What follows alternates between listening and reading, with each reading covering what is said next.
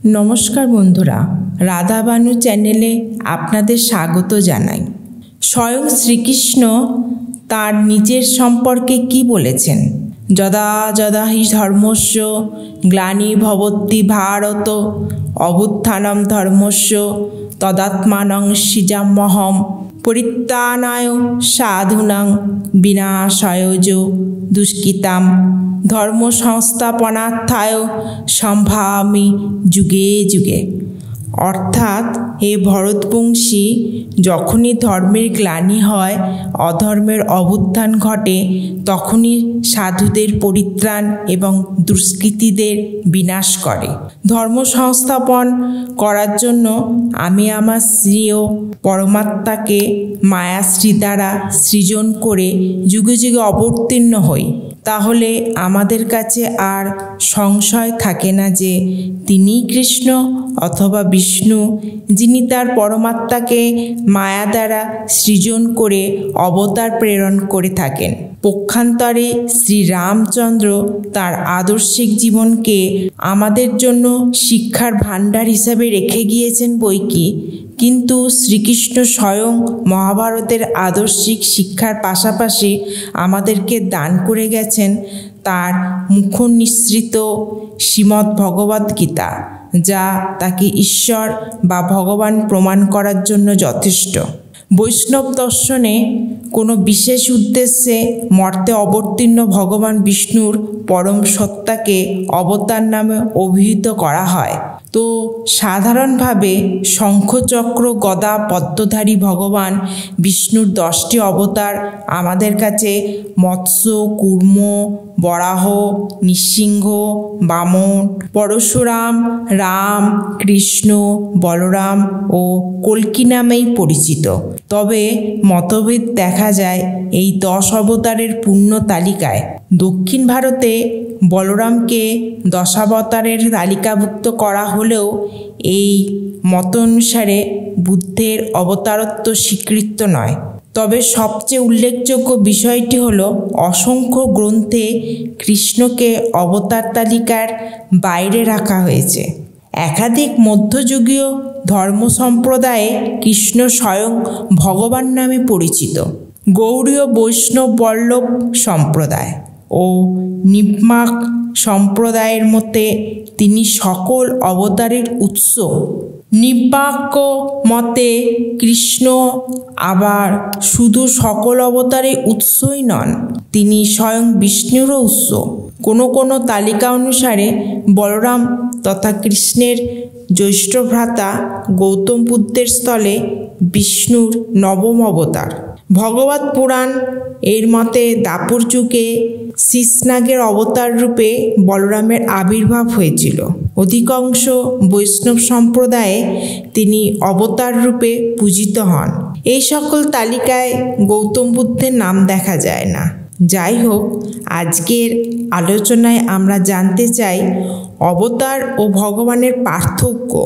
জানতে চাই শ্রীকৃষ্ণকে অবতার না বলে ভগবান বলা হয় কেন, এবং অন্যদিকে অন্য 9টি অবতারের প্রতিনিধি রূপে শ্রীরামকে কেন অবতার বলা হয়। রাম কেন অবতার এবং শ্রীকৃষ্ণ কেন ভগবান? এই প্রশ্নের উত্তর খুঁজতে হলে আমাদেরকে প্রথমেই জানতে হবে শ্রীরামচন্দ্র ও কৃষ্ণ সম্পর্কিত কিছু গুরুত্বপূর্ণ তথ্য।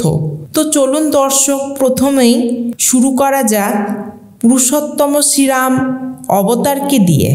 একবার রাম নামে যত পাপ হবে, জীবের কি সাধ্য আছে তত পাপ করে। সনাতন ধর্ম মতে ভগবান বিষ্ণুর 10 অবতারের 7ম অবতার হলেন শ্রীরামচন্দ্র। রামচন্দ্র ছিলেন ভারতবর্ষের অযোধ্যা নগরীয় রঘুবংশীয় রাজা দশরথের জ্যৈষ্ঠ পুত্র। বিষ্ণু সহস্রনাম স্তোত্রে বিষ্ণুর 394তম নামটি হল রাম।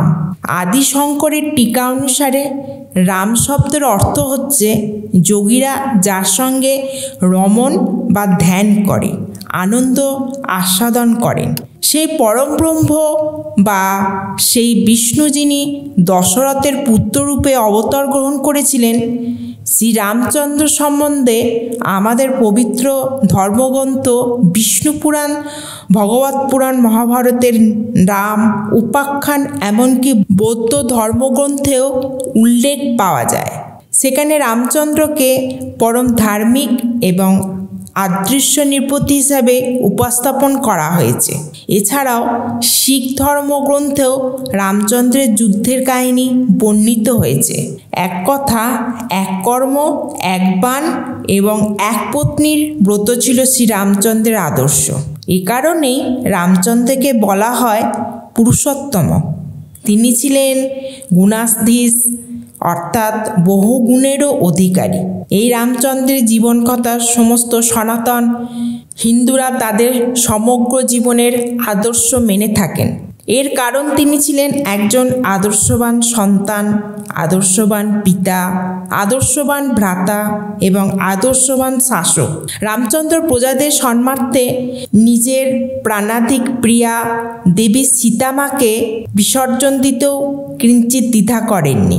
যদিও তাকে রক্ষা করার সমস্ত প্রকার ক্ষমতা তাঁর ছিল, তিনি নিজের জন্য নয়, প্রজাদের জন্য ভাবেন এবং তাদের জন্য সমস্ত কিছু উজাড় করে দিতেও দ্বিতীয়বার ভাবেননি তিনি। রামায়ণের রচয়িতা বাল্মীকির ভাষায় রামের কথা সুখের সারি, সীতার ব্যথা অনেক ভারী। রাম কর্মে পূর্ণ, এ ধাম তাই এ নাম হয়েছে রাম। তাহলে শ্রীরাম সম্পর্কে আমরা যে সিদ্ধান্তে আসতে পারি তা হলো তিনি ছিলেন ভগবান বিষ্ণুর অংশ, যিনি রাবণ নামক মহা পরাক্রমশালীর অত্যাচার থেকে পৃথিবীকে রক্ষা করেছিলেন এবং একই সাথে তিনি তার জীবন দর্শনের মাধ্যমে তার অনাগত ভবিষ্যৎ মনুষ্য সন্তানদের জন্য জীবনের সঠিক বিধি নির্দেশ করে গিয়েছেন। এবার চলুন শ্রীকৃষ্ণ সম্পর্কে আমরা কি জানতে পারি তা দেখে নেওয়া যাক। শ্রীকৃষ্ণ হলেন স্বয়ং শ্রী বিষ্ণুর পূর্ণাবতার। সোজা বাংলায় বললে তিনি স্বয়ং বিষ্ণু। বলা হয় যিনি কৃষ্ণ তিনি বিষ্ণু, তিনিই পরমেশ্বর, পরব্রহ্ম, পরাৎপর, দেব নমস্কার। শ্রী শ্রী গীতায় বলা হয়েছে অধর্ম ও দুর্জনের বিনাশ এবং ধর্ম ও সজ্জনের রক্ষার জন্য তিনি যুগে যুগে পৃথিবীতে আগমন করেন। তার এই আগমন ঘটে কখনো মনুষ্যরূপে, কখনো বা প্রাণী রূপে। শ্রীকৃষ্ণই একমাত্র পুরুষ যিনি শাশ্বতকাল ধরে সম্পূর্ণভাবে সমস্ত ঐশ্বর্যের অধিকারী। শ্রীকৃষ্ণই পূর্ণ ঐশ্বর্য সম্পন্ন পরম পুরুষ, পরমেশ্বর ভগবান। পূর্ণমাত্রায় ঐশ্বর্য সমূহের অধিকারী হওয়ায় শ্রীকৃষ্ণ পরম আকর্ষক এবং তিনি সর্বাকর্ষক পরম পুরুষ। এ কারণেই কৃষ্ণ হলেন তিনি যিনি সকলকে আকর্ষণপূর্বক আনন্দ প্রদান করেন। তার শ্রী বিগ্রহ অর্থাৎ শ্রীদেহ সচ্চিৎ আনন্দ ঘন, অর্থাৎ নিত্য শাশ্বত, চিন্ময় বা জ্ঞানময় এবং চিদানন্দময়। তার কোনো আদি নেই, কারণ তিনি অনাদির আদি, সব কিছুর উৎস। তিনি সর্বকারণের আদি কারণ, সকল অস্তিত্বের পরম উৎস এবং তিনিই সমস্ত গুণ বৈশিষ্ট্যেরও উৎস। শ্রীমদ্ ভগবদ্গীতায় শ্রীকৃষ্ণ বলেছেন বুদ্ধি, জ্ঞান, সংশয় ও মোহ থেকে মুক্তি, ক্ষমা, সত্যবাদিতা, ইন্দ্রিয় সংযম, মনসংযম, সুখ দুঃখ, জন্ম মৃত্যু, ভয় অভয়, অহিংসা, সমতা, সন্তোষ, তপস্যা, দান, যশ ও অযশ। প্রাণীদের এই সমস্ত নানা প্রকার ভাব আমার থেকেই উৎপন্ন হয়। ভগবান শ্রীকৃষ্ণের কোনো প্রকার ক্রোধ নেই, মাৎসর্য নেই, লোভ নেই। সূর্য, চন্দ্র, নক্ষত্র, আকাশ, দিকসমূহ, পৃথিবী, মহাসাগর সবই কৃষ্ণের শক্তিতে স্থিত। সুরগণ, অসুরগণ, গন্ধর্ব, যক্ষ, নাগ, রাক্ষস এবং অন্য সকল সচর ও অসচর অর্থাৎ স্থাবর ও জঙ্গম জীব সমাকুল তথা এই সমগ্র ব্রহ্মাণ্ড সম্পূর্ণভাবে শ্রীকৃষ্ণের নিয়ন্ত্রণাধীন। ভগবান শ্রীকৃষ্ণের আবির্ভাবের পূর্বেও বিভিন্ন শাস্ত্রে তার উল্লেখ ছিল। ঋগ্বেদ, ছান্দোক্য, উপনিষদ সহ বহু ধর্মগ্রন্থে দেবকীনন্দন শ্রীকৃষ্ণের উল্লেখ রয়েছে। শ্রীমদ্ ভগবদ্ গীতায় বলা হয়েছে পরমেশ্বর ভগবান শ্রীকৃষ্ণই হচ্ছেন আদিপুরুষ, যার থেকে অন্য সকল অবতার প্রকাশিত হয়।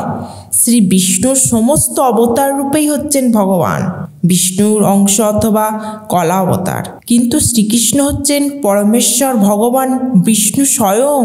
যখন নাস্তিকদের অত্যাচার বেড়ে যায় তখন আস্তিকদের রক্ষা করার জন্য ভগবান এই ধরাধামে অবতীর্ণ হন। এবার আসুন শ্রীরাম ও শ্রীকৃষ্ণের মধ্যে তুলনামূলক আলোচনার অবতার ও ভগবানের পার্থক্য নিরূপণ করার চেষ্টা করা যাক। আগেই বলেছি অবতার হচ্ছে ঈশ্বরের অংশ, যা কলা, যিনি বিশেষ উদ্দেশ্যে সাধনের জন্য পৃথিবীতে আগমন করেন। অন্যদিকে ভগবান হচ্ছেন অনন্ত অসীম এক সত্তা, যার অংশ হিসেবেই অবতারগণ পৃথিবীতে আসেন। তাই শ্রীরাম সম্পর্কে আমরা সহজেই জানতে পারি যে তিনি ভগবান বিষ্ণুর অংশ, যিনি দশাননকে বধ করে পৃথিবীতে ন্যায়ের প্রতিষ্ঠা করেছিলেন। এবার আসুন শ্রীকৃষ্ণের বিশ্বরূপ দর্শনের ঘটনায়। মহাভারতের যুদ্ধের প্রাক্কালে শ্রীকৃষ্ণ অর্জুনকে তার বিশ্বরূপ দর্শন করিয়েছিলেন।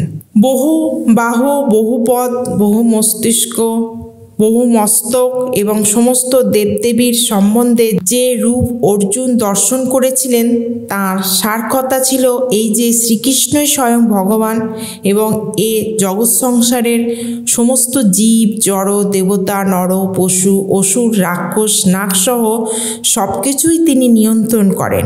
জয়দেব রচিত গীত গোবিন্দম কাব্যের প্রথম স্বর্গের প্রথম গীত প্রলয় প্রয়োধি জলের স্তোত্রে 10টি পৃথক স্তবকে 10 অবতারের বিবরণ দানের পর যে শ্লোকটি উপসংহার হিসাবে রচিত হয়েছিল তার সার কথা হলো বেদের উদ্ধারকারী, ত্রিলোকের ভারবহনকারী, ভূমণ্ডল উত্তোলনকারী, হিরণ্যকশিপু বিদারণকারী, বলিকে ছলনাকারী, ক্ষত্রক্ষয়কারী, দশানং সংহারকারী, হলকর্ষণকারী, করুণা বিতরণকারী, শ্লেষ ধ্বংসকারী, দশরূপধারী, হে কৃষ্ণ তোমায় প্রণাম করি। দর্শক এখানে খেয়াল করবেন শ্রীবিষ্ণুর দশাবতারের আধার হিসাবে শ্রীকৃষ্ণকে স্তুতি করা হচ্ছে। সকলে ভালো থাকুন, সুস্থ থাকুন, দেখা হবে পরের ভিডিওতে।